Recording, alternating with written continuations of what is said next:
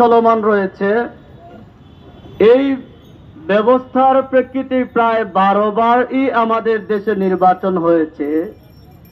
এই নির্বাচনের মধ্য দিয়ে স্বৈরাচার সৃষ্টি হওয়ার যথেষ্ট প্রমাণ রয়েছে, ফ্যাসিস্ট তৈরি হওয়ার যথেষ্ট প্রমাণাদি রয়েছে। বিশেষ করে এই বিগত 17 বছরে যারা ঝেপটে মেরে বসেছিল, এরা কিন্তু এই চলমান নির্বাচনের মধ্যে দিয়েই তারা স্বৈরাচার রূপান্তরিত হয়েছিল।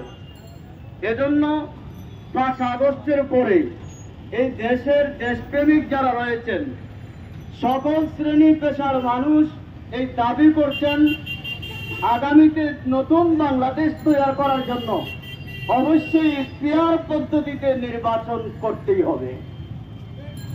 এই পেয়ার পদ্ধতি ছাড়া নির্বাচন করলে আপনারা যেইগুলো দেখছেন আমাদের এলাকায় বিভিন্ন অঞ্চলে অনেক সময় সেন্টার দখল করা হয়, বাহিনী পালন করা হয়, জোর জবরদখলের মাধ্যমে অনেকে জোরে ক্ষমতায় যাওয়ার যারা স্বপ্ন দেখেন, তারাই বারবার এই কথা উড়াচ্ছেন যে পিয়ার কেউ বোঝে না।